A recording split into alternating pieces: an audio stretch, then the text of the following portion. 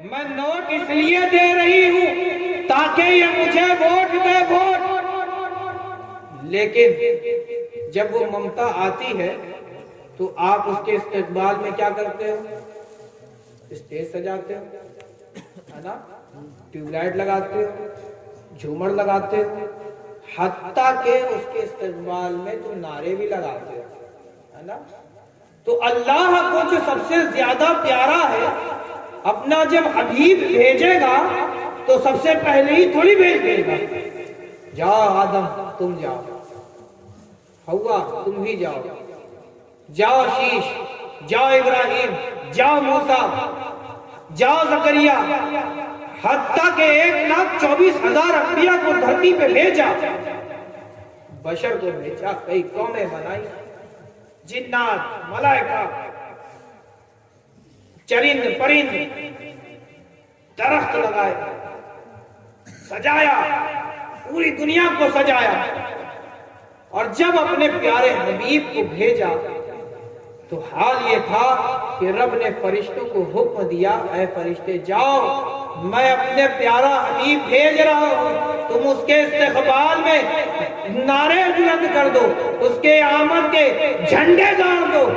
تو فرشتے آتے ہیں اور ادب کے ساتھ کھڑے ہوتے ہیں, نگاہوں کو جھکائے ہوئے, ہاتھوں کو باندھے ہوئے, اہلاً و سہلاً مرحبا, اہلاً و سہلاً مرحبا, اہلاً و سہلاً مرحبا کے صدائیں بلند کر رہے ہیں. اور جب سرکار کی ولادت ہوئی تو پورا عالم جگمگا اٹھا, ہے نا, شام کے محلات روشن ہو گئے. اللہ اکبر. اور فرشتوں نے جا کر کے کعبہ کی چھت پر رسول اللہ کے نام کا جھنڈا گاڑ دیا. عزیزان کرام, کچھ لوگ اسی نبی کے بارے میں کہتے ہیں کہ نبی کو علم غیب نہیں ہے. تو میرے دل میں ایک خیال آیا, اے اللہ, نبی کو علم غیب نہیں, پھر وہ کیسا نبی؟ نبی اور یہ لوگ کہتے ہیں نبی کو علم غیب نہیں, علم غیب نہیں, علم غیب نہیں. مصطفیٰ جان رحمت کو علم غیب نہیں. اور میں نے یہ کہا کہ لگتا ان کی عربی کمزور ہے. پھر میرے دماغ نے کہا نا, اگر ان کی عربی کمزور ہوتی تو اتنی ڈھیر ساری یہ شرح نہ لکھتے, ہے نا.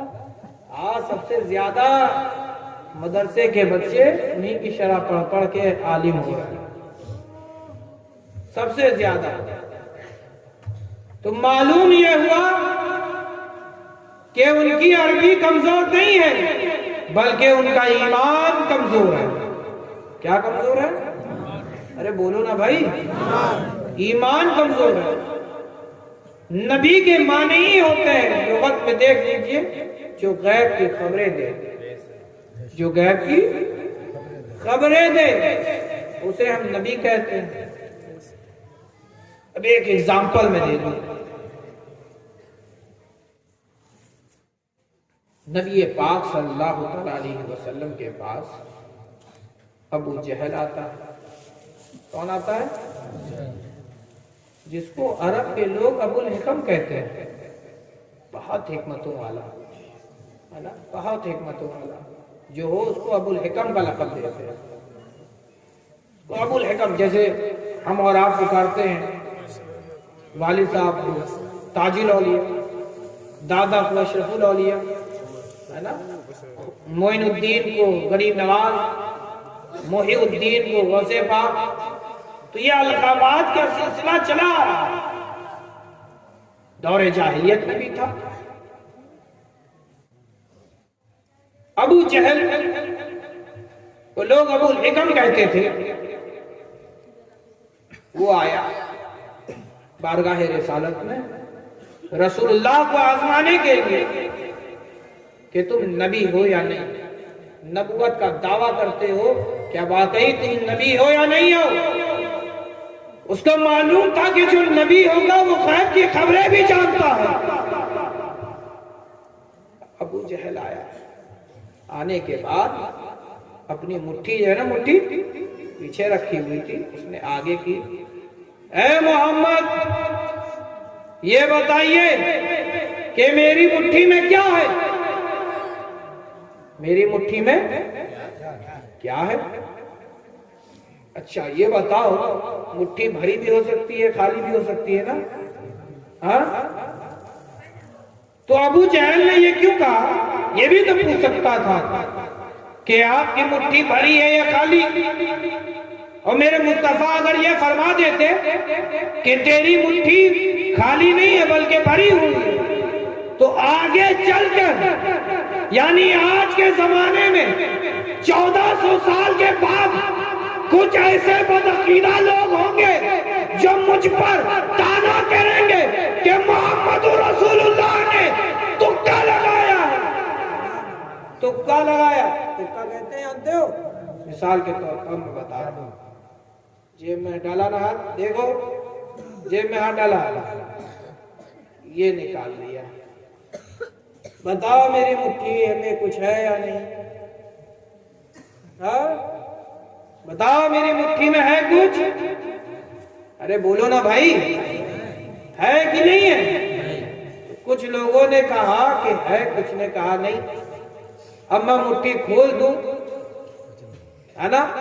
تو جس نے کہا تھا نہیں تو یہ تکا لگایا، حالانکہ ہاتھ دیکھا کہ اس میں ہو بھی سکتا ہے، جیسا کہ اور سوچ کا فرق ہے نا. تکا اسے کہتے ہیں. کہہ دیا، اتفاق سے ہو گیا کوئی چیز، تو اسی کو تکا کہتے ہیں. آپ کہاں کیا کہتے ہیں؟ ہاں کیا کہتے ہیں؟ مانگے.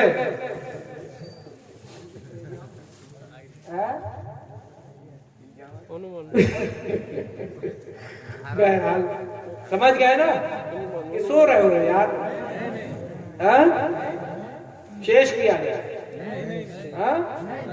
شیش کر دیں؟ چلو یہ واقعہ سن لو، پھر اس کے بعد شیش کر دینا. پڑھو درود شریف. اللہم صلی علی سیدنا مولانا محمد وعلی آل سیدنا مولانا محمد. بتاؤ اس کو کہتے ہیں تکا. میرے مصطفیٰ کی نظر دیکھیے، آج بھی ہے، قیامت تک جو کچھ ہوگا ہر ایک پہ میرے مصطفیٰ کی نظر ہے. تو میرے مصطفیٰ جان رحمت نے جانتے ہو کیا کہا؟ جو تیری مٹھی میں ہے وہی بول دے. تو جو تیری مٹھی میں ہے وہی بول دے. تو ابو جہل خوش ہو گیا، کہا یہ تو اور معاملہ سخت ہو گیا. میں تو یہی پوچھنے آیا تھا کہ میری مٹھی میں کیا ہے، محمد رسول اللہ.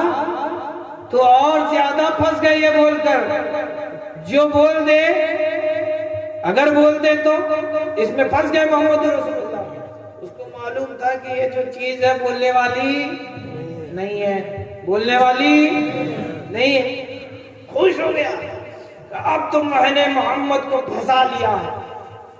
اب جب میرے مصطفیٰ نے ابو جہل کی مٹھی پر نظر کی، ابھی الفاظ نکلے بھی نہیں تھے کہ بند مٹھی میں کنکری نے کلمہ پڑھ لیا، لا الہ الا اللہ محمد رسول اللہ صلی اللہ تعالی علیہ وسلم. عزیزان گرامی، میرے مصطفیٰ جو وہ ہیں کہ بے زبانوں کو زبانیں عطا کر دیتے ہیں.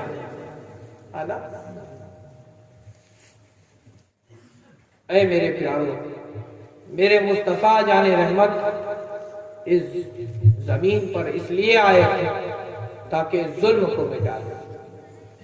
میرے مصطفیٰ جان رحمت اس لیے آئے ہیں کہ تاکہ تاریکیاں چھٹ جائیں. میرے مصطفیٰ جان رحمت اس لیے آئے ہیں تاکہ عورتوں کو عزت مل جائے. میرے مصطفیٰ جان رحمت اس لیے آئے ہیں کہ تاکہ باپ کی قدر قیمت اولاد جان جائے۔ میرے مصطفیٰ جان رحمت اس لیے آئے ہیں تاکہ بندہ اللہ کی ایک اللہ کی عبادت کرے۔ میرے مصطفیٰ اس لیے آئے ہیں تاکہ میرے مصطفیٰ کی مصطفائی سے ان کے گناہیں ایک پل میں معاف کر دی جائیں۔ میرے مصطفیٰ جان رحمت اس لیے آئے ہیں کہ بروز حشر تمہاری شفاعت کرے۔ میرے مصطفیٰ جان رحمت اس لیے آئے ہیں کہ اللہ کا غضب تم پر نازل نہ ہو۔ ارے قربان جاؤ میرے مصطفیٰ کی مصطفائی پر۔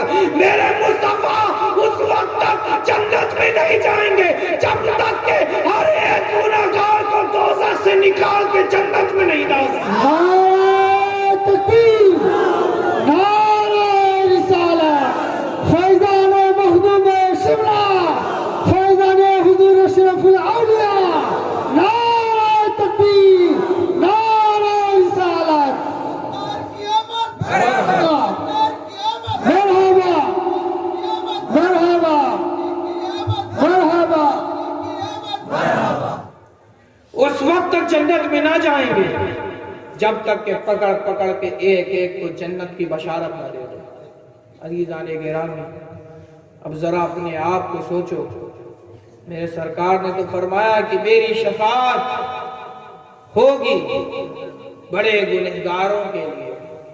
میرے سرکار نے فرما دیا ہماری جان میں جان آ گئی۔ کیا آ گئی؟ جان میں جان آ گئی۔ اب سوچو ذرا، غور کرو، اپنے نفس کو دیکھو، کیا تم میرے مصطفیٰ کے دیے ہوئے دین پر اپنی زندگی کو گزار رہے ہو یا اپنی طبیعت پر گزار رہے ہو؟ اگر تم اپنی طبیعت پر گزار رہے ہو تو یقین جانو کہ تم گمراہی پر ہو، اور اگر تم اپنی زندگی کو میرے مصطفیٰ کی دی ہوئی شریعت پر گزار رہے ہو کہ تم صراط مستقیم پر ہو، اس راہ پر ہو کہ جس پر اللہ نے اپنا انعام فرمایا ہے۔ اے میرے پیارے، میرے مصطفیٰ نے کہا نماز نہ چھوڑ، آج حال یہ ہے کہ ہم نماز چھوڑتے ہیں۔ میرے مصطفیٰ نے کہا کہ جھوٹ نہ بولو، حال یہ ہے کہ ہم جھوٹ بولتے ہیں۔ میرے مصطفیٰ نے کہا کہ تم غیبت نہ کرو، آج حال یہ ہے کہ ہم غیبت کرتے ہیں۔ میرے مصطفیٰ جان رحمت نے کہا کسی یتیم کا مال نہ کھاؤ، آج حال یہ ہے کہ ہم ہر ایک کا مال کھا رہے ہیں۔ میرے مصطفیٰ جان رحمت نے یہ کہا کہ دوسروں پر شفقت کرو، آج حال یہ ہے کہ ہم اس پہ شفقت نہیں کر رہے ہیں۔ حتیٰ کہ میرے مصطفیٰ نے جو کہا آج ہم ان کے ایک قول کو بھی اب عملی جامہ نہیں پہنا رہے ہیں۔ تو اے میرے پیارو، کیا اب بھی تم اپنے آپ کو غلام مصطفیٰ کہو گے؟ ہرگز نہیں کہو گے۔ غلام مصطفیٰ تو ابو بکر تھے، غلام مصطفیٰ تو عمر تھے، غلام مصطفیٰ تو عثمان غنی تھے، غلام مصطفیٰ تو میرے جد کریم مولا علی مشکل کشا تھے، جعفر صادق تھے، اویس کرنی تھے، جملہ صحابہ تھے، جملہ تابعین تھے، جملہ تبع تابعین تھے، سیدنا غوث پاک تھے، سیدنا غریب نواز تھے، سیدنا قطب الدین تھے، خود مخدوم سمنانی تھے، اور آپ کے بنگال کو آباد کرنے والی ذات اشرف الاولیاء تھے، اور ممبئی کے کفر کو مٹانے والی ذات اشرف العلماء تھے۔ یہ وہ تھے کہ جن کی زندگی قول مصطفیٰ فعل مصطفیٰ تھی۔ ارے جس کو دیکھ کر رسول اللہ یاد آتے تھے، اور رسول اللہ وہ ہے کہ جسے دیکھ کے خدا یاد آتا تھا۔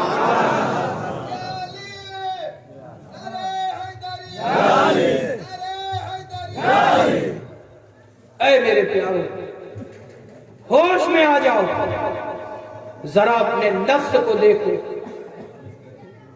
کہیں تم نے شریعت مصطفیٰ کو چھوڑ تو نہیں دیا؟ اپنی طبیعت پہ زندگی مت گزارو۔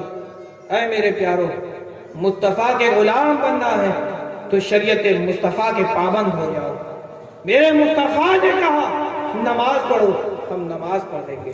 میرے مصطفیٰ نے کہا جھوٹ نہ بولو، ہم جھوٹ نہیں بولیں گے. میرے مصطفیٰ نے کہا غیبت نہ کرو، ہم غیبت نہیں کریں گے. میرے مصطفیٰ نے کہا کہ تم یتیموں کا مال نہ کھاؤ، ہم نہیں کھائیں گے. حتیٰ کہ میرے مصطفیٰ نے جو چیز ہمیں دی ہے ہم نے اسے اپنا لیا ہے، اور جس چیز سے منع کر دیا ہم باز آ گئے ہیں.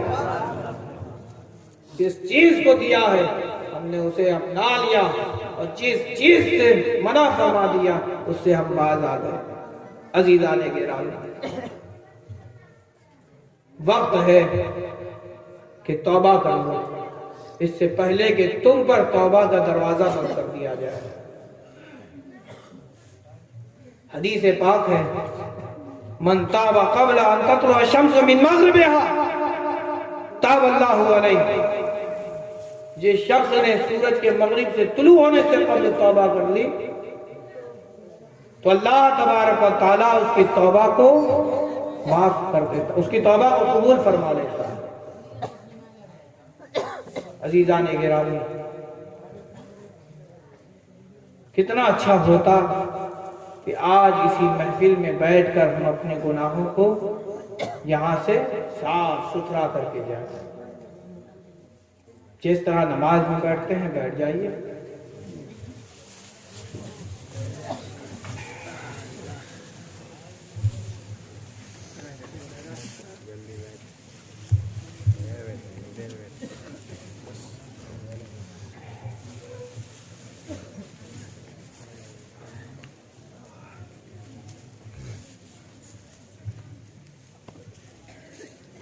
آنکھوں کو بند کر لیں، ہاتھ کو ناف پہ باندھ لیں اور اپنے شیخ کا تصور کریں.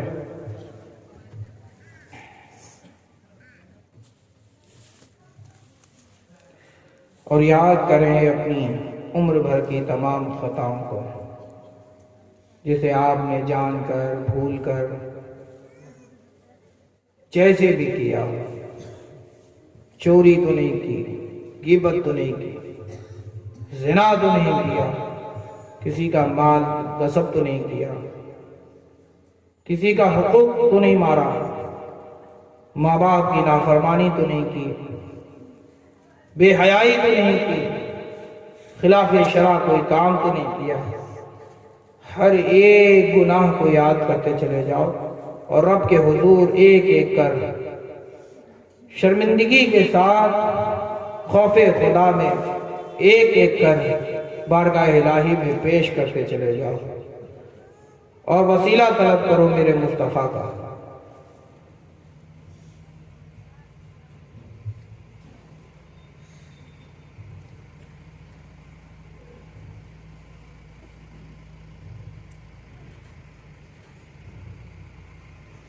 پڑھو جیسا میں پڑھتا ہوں. لا الہ الا اللہ محمد رسول اللہ صلی اللہ علیہ وسلم. نہیں ہے کوئی معبود مگر اللہ اور محمد صلی اللہ علیہ وسلم اللہ کے سچے رسول ہیں. استغفر اللہ ربی من کل ذنب واتوب الیہ. اے اللہ ہم تیری بارگاہ میں سچے دل سے توبہ کرتے ہیں جسے ہم نے جان کر یا بھول کر کیے ہیں. اے اللہ ہم وسیلہ چاہتے ہیں تیرے حبیب سید عالم نور مجسم احمد مجتبی محمد مصطفیٰ صلی اللہ علیہ وسلم کا. اے اللہ تو ہماری تمام خطاؤں کو معاف فرما، معاف فرما، معاف فرما. عزیزان گرامی، اس محفل میں بیٹھا ہر ایک شخص اور ہر وہ شخص جو اپنے اپنے گھروں میں بیٹھ کر استغفار کر رہا ہے، یقین جانیے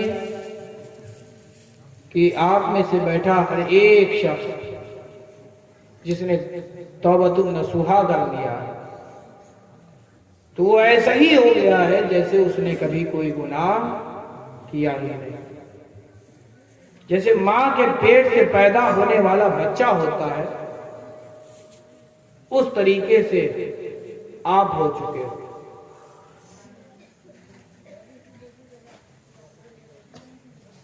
اسے کاغذ ہوتا ہے نا، کاغذ، اس پہ اگر کوئی سیاہی سے گود ڈالے، گود دے پورے کاغذ کو، یہ بتاؤ کیا جا کر کے تم اس کاپی کو خریدو گے؟ ارے بولو نا بھائی، خریدو گے؟ اس کاغذ کے ٹکڑے کو خریدو گے؟ کسی چیز کے عوض نہیں لوگے؟ نہیں لوگے نا، ارے نہیں لوگے نا بھائی.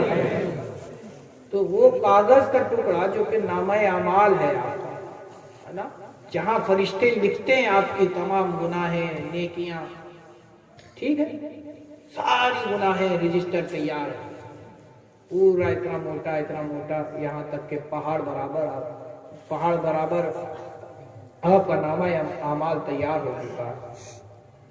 صرف ایک استغفار آپ نے کر لیا، گویا کہ یہ ایک ایسا وائٹنر ہے کہ اس پورے کاغذ کو صاف کر دیتا ہے نا. اب پھر جب آپ کسی کاغذ پہ وائٹنر لگا دو تو اس پہ آپ لکھ سکتے ہو نا دوبارہ. تو یہ استغفار وہی کام کرتا ہے کہ ان گناہوں کو مٹا دیتا ہے، چھپا دیتا ہے، اور پھر اسی پہ آپ اپنے نیکیوں کی سیاہی سے اس کاغذ پہ دوبارہ لکھو. کیسے؟ جب وہ کاغذ کی شروعات ہو تو اللہ کے نام سے ہو، محمد رسول اللہ کا وسیلہ ہو، درود پاک پڑھا گیا ہو، ذکر الہی کیا گیا ہو، خوف خدا لکھا گیا ہو. عزیزان گرامی، جب بندہ خوف خدا میں جب اپنے آنسو بہاتا ہے تو رب تبارک و تعالیٰ فرشتے کو حکم دیتا ہے، جاؤ میرے اس بندے کے اس آنسو کو کٹوری میں جمع کر لو. جب وہ فرشتہ ان آنسوؤں کو جمع کر لے گا، جب بروز حشر تم جمع کیے جاؤ گے تو فرشتوں کو حکم دے گا، اے میرے فرشتے جاؤ اس پانی کے قطرے کو دوزخ کے شعلوں پہ مارو. اور جب وہ شعلے پہ مارے جائیں گے، وہ قطرہ جب پانی کا وہ قطرہ دوزخ کے شعلوں پہ مارا جائے گا تو دوزخ کی شعلے جو کہ بھڑک رہے ہوں گے وہ شعلے بجھنے لگیں گے، کم ہو جائیں گے. عزیزان گرامی، خشیت الہی میں بہا ہوا وہ آنسو جو تم نے دنیا میں خوف الہی میں اپنے آنسو اپنی آنکھوں کو تر کیا ہے، سوچو اللہ تبارک و تعالیٰ ان آنسوؤں میں کس طرح سے قدرت عطا فرما دیتا ہے کہ وہ دوزخ کے شعلوں کو بجھانے کی طاقت رکھتا ہے. عزیزان گرامی، کتنا اچھا ہوگا کہ ہم خوف الہی اپنے دل میں پیدا کر لیں، اپنی آنکھوں کو خوف الہی سے تر کر لیں، اور اپنی زبان کو درود پاک سے تر کر لیں.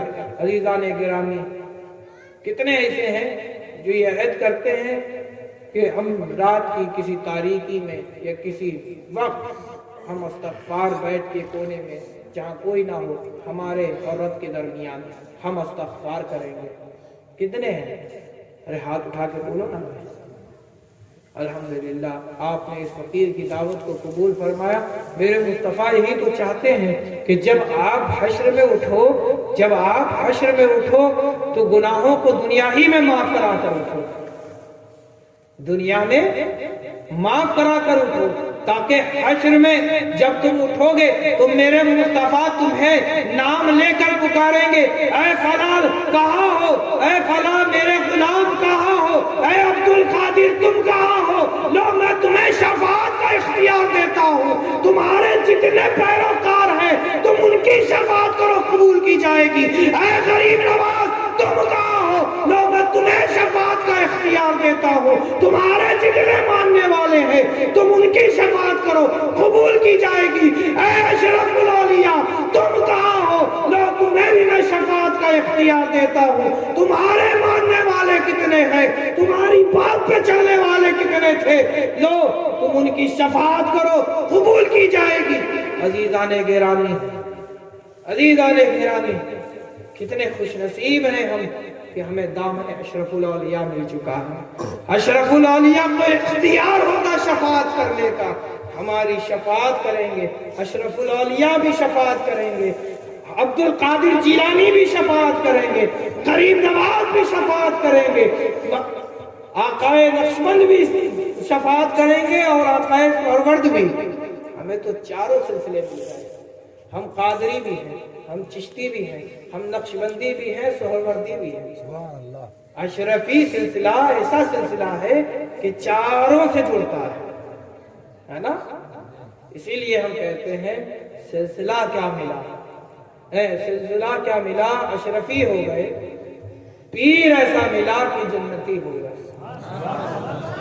پیر ایسا ملا کہ جنتی ہو گئے. عزیزان گرامی, ہم نے توبہ کر لیا ہے, استغفار کر لیا ہے, رب کا خوف اپنے دل میں بسا لیا ہے, ذکر مصطفیٰ بھی لب پہ سجا لیا ہے. اب وہ پل دور نہیں ہے کہ رب تبارک و تعالی فرشتے کو حکم دے گا, اے میرے فرشتے جاؤ اس میرے بندے کے اس نامہ اعمال کو ایک دم پورے کاغذ کی طرح کر دو. عزیزان گرامی, کاغذ اب آپ کا نیا ہو چکا ہے. اب آپ کی مرضی ہے, چاہے آپ خوف الہی سے اس کی شروعات کرو, ذکر الہی سے اس کی شروعات کرو, چاہے تم گناہ سے شروعات کرو, جھوٹ سے, چغلی سے. بتاؤ تم کیسے اس کی شروعات کرنا چاہو گے؟ ارے بولو نا بھائی, ہاں ارے بولو, ہاں اچھے سے نا, کہ بدی سے شروع کرو نہیں نا. الحمدللہ اللہ کا شکر و احسان ہے, کرم ہے. اور میں مبارکبادی پیش کرتا ہوں خاص کر ان نوجوانوں کی جنہوں نے اس اسٹیج کو, اس محفل کو کامیاب بنانے کی ہماتن کوشش کی ہے. اللہ تبارک و تعالی ان کی تمام جائز مرادوں کو پورا فرمائے. وآخر دعوانا الحمدللہ رب العالمین.